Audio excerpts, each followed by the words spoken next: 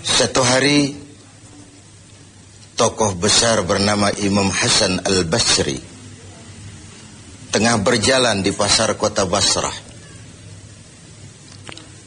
Datang seseorang lalu bertanya kepada beliau, "Ya Aba Ishaq," wahai Abu Ishaq, panggilan buat Imam Hasan Al-Basri. Katanya dalam Quran itu, "Ud'uni astajib lakum." Berdoalah kepadaku, aku akan jawab doamu. Mintalah kepadaku, aku akan penuhi permintaanmu. Begitu janji Allah dalam Quran. Lah kami ini, kata si orang tadi, sudah lama berdoa kepada Allah. Sudah banyak kali kami memohon kepadanya. Wah, kok sampai sekarang doa kami nggak dijawab-jawab, nggak pernah dikabulkan. Ini bagaimana? Katanya berdoa, aku kabulkan. Sudah lama kami berdoa. Kenapa nggak pernah dikabul-kabulkan? Apa doa kami salah pasang? Apa Tuhan pas kebetulan nggak dengar? Atau bagaimana ini? Imam Hasan Al-Basri senyum lalu menjawab, "Ya ahlal Basrah, hai penduduk Basrah, hatimu mati. Dari hati yang mati, bagaimana mungkin doa akan terjawab? Tidak ada getaran yang menyebabkan channel kepada Allah itu nyambung. Tidak ada. Dari hati yang mati, doa tidak mengeluarkan getaran untuk sampai kepada aras. Hatimu mati, maka doamu tidak dikabulkan." Kita renungkanlah jawaban ini. Sederhana, doa tidak didengar Tuhan. Permohonan tidak dikabulkan olehnya. Tapi kalau kita mau menukik kepada renungan yang lebih jauh, kemalangan apa yang lebih besar selain daripada kalau Allah sudah berpaling kepada kita dalam hidup ini? Permohonan tidak didengar, doa tidak dikabulkan, Allah sudah masa bodoh dengan kita. Kemana lagi langit tempat kita bernaung? Kemana lagi bumi tempat kita berpijak? Kalau Allah sudah berpaling dalam hidup ini kepada kita, itulah kemalangan yang paling besar dalam hidup ini. Sementara kita berleha-leha, menurut kita kemalangan itu kehilangan jabatan. Kemalangan itu kehilangan harta benda. Kemalangan itu adalah kehilangan orang yang kita sayangi. Allah berpaling dalam hidup kita, tidak pernah kita melakukan evaluasi. Nah, apa yang menyebabkan hati itu jadi mati? Sehingga tidak ada getaran yang nyambung ke aras, yang mengakibatkan Tuhan berpaling dari kita. Doa tidak lagi didengar, permohonan tidak lagi dikabulkan. Ada beberapa hal yang menyebabkan hati jadi mati, sehingga doa tidak terangkat. Imam Hasan Al-Basri menjelaskan beberapa faktor yang menyebabkan hati menjadi mati. Tidak ada lagi getaran yang mengantarkan doa ke aras, sehingga Tuhan pun berpaling. Yang pertama kata beliau, "Araftumullaha wa lam tu'tuhu haqqah." Kamu kenal Allah, tapi haknya untuk disembah, kewajibanmu untuk menyembah, tidak pernah kamu laksanakan. Bagaimana hati tidak jadi mati? Kenal. Siapa pencipta alam semesta? Allah. Siapa pencipta lautan, gunung, sungai? Allah. Siapa pencipta langit dan bumi? Allah. Siapa pengatur segala-galanya? Allah. Solat apa tidak? Tergantung kebutuhan. Kamu kenal Allah, tapi haknya untuk disembah, kewajibanmu untuk menyembah, tidak pernah kamu laksanakan. Bukankah simpel bahwa Fatihah saja mengajarkan iyyaka na'budu wa iyyaka nasta'in? Hanya kepadamu kami menyembah dan hanya kepadamu kami mohon pertolongan. Tertibul kalimat, na'budu dulu, baru nasta'in. Kalau na'budu terlaksana, nasta'innya pasti top chair. Hanya kepadamu kami menyembah, hanya kepadamu kami mohon pertolongan. Kalau ibadah beres, pertolongan pasti datang. Doa didengar, permohonan dikabulkan, munajat pun diterima. Kenapa? Nak budunya beres, maka nasta'innya nikmat. Tidak diajarkan kita iyyaka nasta'in wa iyyaka na'budu, tapi na'budu dulu, baru kemudian nasta'in. Kalau hati tidak mau mati, janganlah pengenalan kita kepada Allah tidak diiringi dengan pendekatan kita kepadanya. Bagaimana cara mendekat kepada Allah? Logika saja. Mau dekat dengan presiden, ikuti peraturan yang dibuat oleh protokolernya presiden. Mau dekat dengan gubernur, ikuti peraturan yang disusun oleh protokolnya gubernur. Tidak bisa mau dekat dengan gubernur bikin peraturan sendiri. Mau dekat dengan Allah bikin metode sendiri. Dengan jalan ngelamun, duduk madep ngidul, bengong 4-5 jam, lalu mau dekat dengan Allah. Mau dekat dengan Allah, ikuti cara yang sudah diatur oleh Allah melalui utusan-utusannya. Bukan dengan cara membuat sesuatu sendiri. Ini yang pertama. Lalu yang kedua, yang menyebabkan hati jadi mati, qara'tumul Qur'an walam ta'malu bih.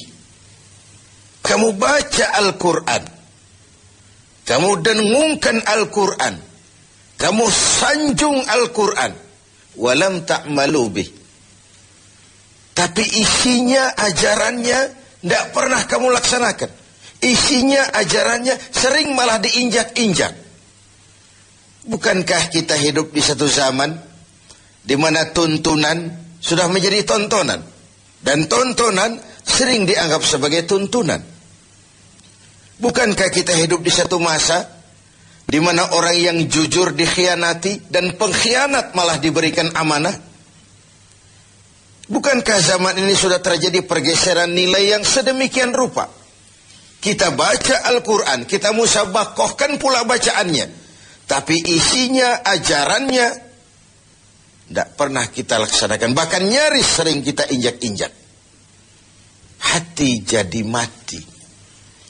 Sama dengan kalau kita dikirimi surat oleh seseorang yang sangat kita kagumi.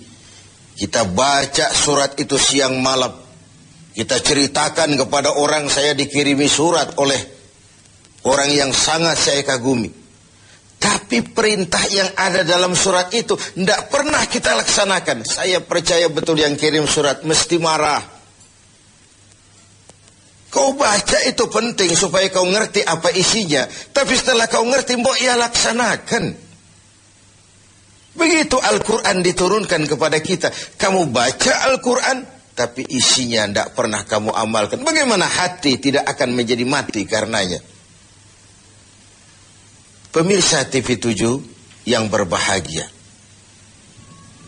Yang ketiga, penyebab hati itu menjadi mati, akaltum ni'mata rabbikum walam tashkurulah. Kamu makan nikmat Tuhanmu, tapi tidak pernah kamu bersyukur kepadanya. Ikan Tuhan di laut itu tiap hari diciduki, tapi Tuhannya diabaikan. Tidak pernah sesaat pun dalam hidup ini nikmat Allah pernah berhenti. Sejak kita bangun tidur sampai kita tidur kembali, bahkan tidur itu sendiri. Dari sekian nikmat yang kita tidak akan pernah sanggup menghitungnya, Tuhan cuma minta syukuri nikmat itu. Kalau kau syukuri, aku tambah. Kalau kau ingkar, azabku itu pedih. Tiap hari kau makan nikmat Tuhanmu, akaltum ni'mata rabbikum. Kau makan nikmat dari Tuhanmu, walam tashkurulah. Tapi kepadanya kamu tidak pernah bersyukur. Baik syukur dalam bentuk ucapan, lebih-lebih syukur dalam bentuk perbuatan. Karena kalau syukur ucapan semua bisa. Alhamdulillah, terima kasih Tuhan, puji syukur, terima kasih Tuhan. Tapi perbuatannya sering tidak sinkron dengan ucapannya. Kalau saya diberikan harta oleh Allah, mulut saya tidak pernah berhenti. Alhamdulillah Tuhan, terima kasih dikasih harta. Tapi pelitnya 17 setan. Rasanya orang itu baru syukur perbuatan, baru syukur ucapan, belum syukur perbuatan. Karena syukur perbuatan artinya mempergunakan suatu nikmat sesuai dengan kehendak yang memberikan nikmat itu. Allah memberikan harta kepada saya. Apa yang Allah kehendaki dengan menggunakan harta ini? Bagaimana kehendak Allah tentang penggunaan harta ini? Allah memberikan jabatan kepada saya. Apa yang Allah kehendaki dengan memberikan jabatan ini kepada saya? Mempergunakan suatu nikmat sesuai dengan kehendak yang memberinya. Itulah syukur yang sebenarnya. Ini yang keempat. Yang kelima, penyebab hati itu jadi mati. Qultum annal mauta haqqun wa lam tasta'iddu lah. Kamu yakin, kamu percaya, kamu tahu betul hidup akan berakhir dengan kematian.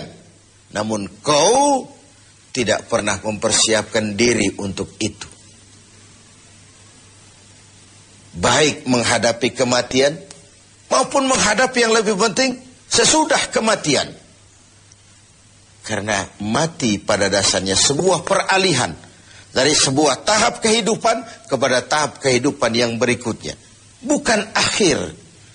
Bahkan saya lebih cenderung mengatakan mati adalah istilah yang digunakan bagi orang yang sedang hidup.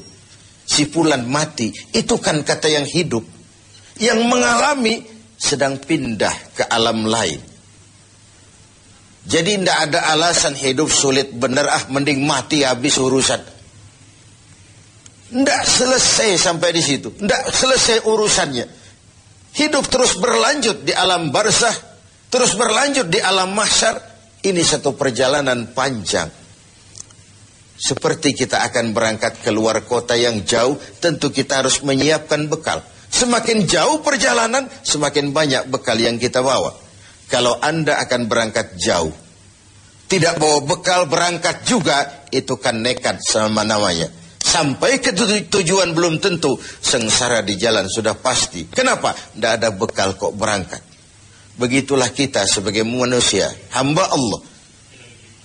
Perjalanan panjang, belum siap bekal, belum cukup ibadah kita, sudah datang saat kematian. Tentu artinya belum punya bekal sudah berangkat. Alamat sengsara di jalan karena bekal tidak ada. Inilah Ramadan di mana kita antara lain menyiapkan bekal-bekal untuk menghadapi hidup sesudah kehidupan yang